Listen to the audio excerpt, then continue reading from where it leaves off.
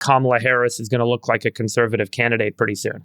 A lot of people don't quite recognize and see how important the debt and the deficit is with respect to how it's ultimately going to lead to socialism, as it has every single time in history when you've had a free voting democracy. People call it left, but it's actually quite different than just being more traditionally left. It's really a revolution against the system that brought them to this moment. Because the promise that we gave in America, the American dream, was if you will go to college, you will graduate, you will have income, you will have stability, you will be able to buy a home. And what we did is we increased the government's role in making that dream possible. And in doing so, we created effectively a system where we gave unrestricted access to capital, which inflated the cost of education. People could go to school like Zohran and major in African studies and graduate with $200,000, $300,000 of debt and then never get a job. The guy has not had a real job. And this is the truth for 32 million young Americans.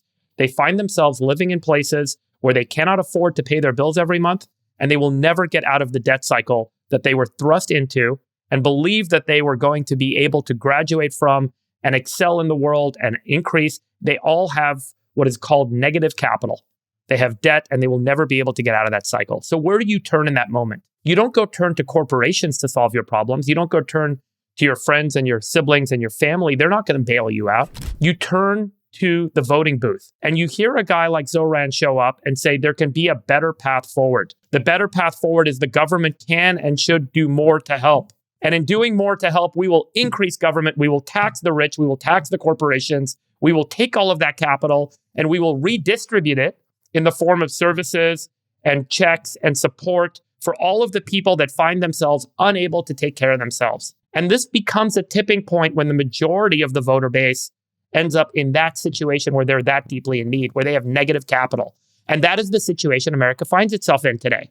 There is no easy answer and there is no easy solution out of this. But I can tell you one thing for sure, that in historical perspective, we have seen it time and time again across dozens of countries that have embraced socialism to get out of the debt cycle that ultimately absorbs and swallows up the young. It swallows up every family. It swallows up every person in the working class with debt. They're swaddled with it, and they all try and get out of it by increasing government and embracing these socialist concepts, and it has never, ever worked.